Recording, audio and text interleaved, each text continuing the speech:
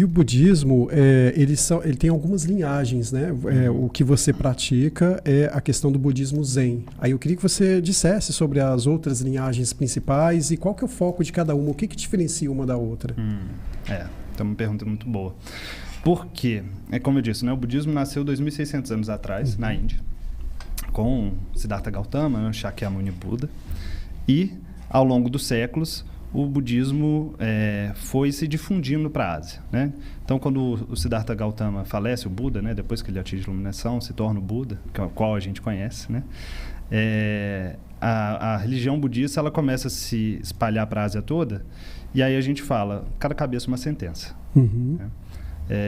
O budismo, ele, por não ser exatamente como eu disse antes dogmático, ele incorpora aspectos culturais, aspectos de cada tempo e de cada espaço. Então, em cada lugar que ele vai chegando, ele vai ganhando características novas. Então, por exemplo, né, como você perguntou, a linhagem Zen, né, da qual eu estou filiado, né?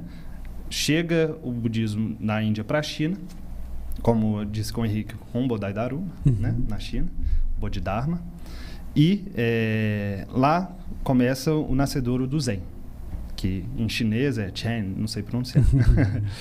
E lá, no ano de 1200, o mestre Dogen, que nasceu no Japão, vai para o Japão, para a China, conhece o Zen na China e volta para o Japão, né, depois de um período na China de treinamento, e funda o Zen, né, o Soto Zen. Então, a gente tem em cada lugar uma característica, em cada tempo uma característica, e até mesmo do Zen, a gente vai ter a Soto, vai ter Obako, vai ter Rinzai, que, como eu disse, cada cabeça uma sentença. Tem gente que funciona lavando louça, tem gente que funciona varrendo o chão, né? Cada cabeça uma sentença. Então, a gente tem que ter a compaixão de poder acolher o tipo de prática de cada um, e no seu tempo, no seu espaço, e a partir daí a gente vai desenvolvendo características próprias. E as linhagens entram em conflito em algum momento ou não? Elas majoritariamente têm uma linha de raciocínio que ambas seguem? Tudo budismo. A gente fala, eu gosto de falar assim, não sei se eu peguei isso de alguém, creio que sim, mas é tudo água. É tudo água. O que diferencia é o sabor do chá. Bacana. Então, não tem água mistura com água. Você pegou de Tales de Mileto, um dos primeiros filósofos aí. Ele fala isso? Exatamente, tudo é água. Mas tem algumas com algumas crenças um pouco diferentes, não tem? Se eu não me engano, tem alguma linhagem que acredita que em vida após a morte, ou estou errado? No ciclo de renascimentos, né? Isso. Seria isso? É uma questão... Vida após a morte, não. Tipo assim, ciclo de renascimentos. Que você reencarnação. Reencarnação. A palavra tinha fugido. É uma questão muito complexa, porque, assim, primeiro que eu não sinto também que eu tenho propriedade para dizer, até mesmo dentro do Zen, como que é, porque é complexo.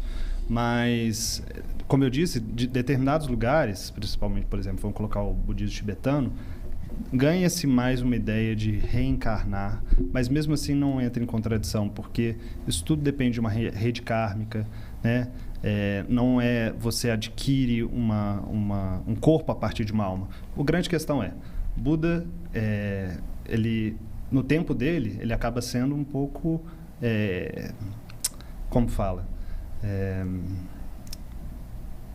entra em conflito com a religião na época, na Índia. Hoje a gente tem o hinduísmo, na época era o brahmanismo, né? É um antecessor. E no hinduísmo, no brahmanismo, você tinha a ideia de Atman. Atman, ele vem do mesmo radical que átomo, né? Que o proto-indo-europeu, ele é da mesma, o sânscrito, né? A gente também bebe da mesma raiz linguística, né? Então, Atman é aquela coisa indivisível, que seria a alma, né? A gente pode chamar de alma.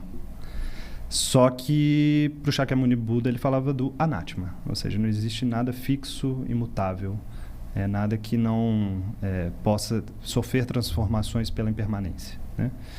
Então, não só transformações e permanência, mas também é algo que a gente está inserido no universo, que a gente é interdependente, interconectado, né, com todos os seres, com todas as coisas.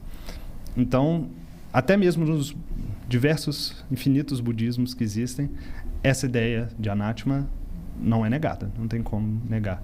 Agora, como vai ser todo esse processo de renascimento, aí cada um pode dar uma corzinha diferente. Né? Entendo. Uma corzinha diferente. É como se tudo fosse uma coisa só, né? O universo, as pessoas, tudo tivesse ligado. Então, talvez, não sei se faça sentido a gente reencarnar se todos fazemos parte de um todo. Isso. É mais ou menos isso. É o que eu falo assim, como você pode morrer, né? Sendo que você nem nunca nasceu.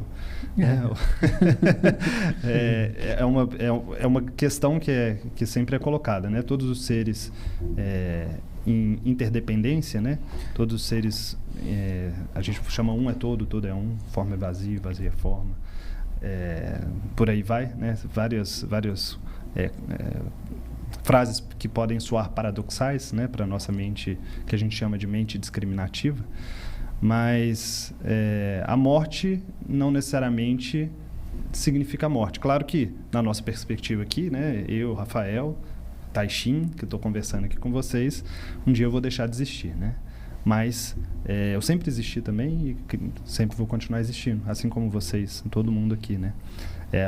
A vida, né? O que é a vida? É vida, né? Uhum. Tudo é vida, né? Tudo bebe da vida. Então, a gente permanece enquanto vida. Acho que essa que é uma questão que a gente tem que conseguir entrar em contato na nossa prática. Se perceber vivo.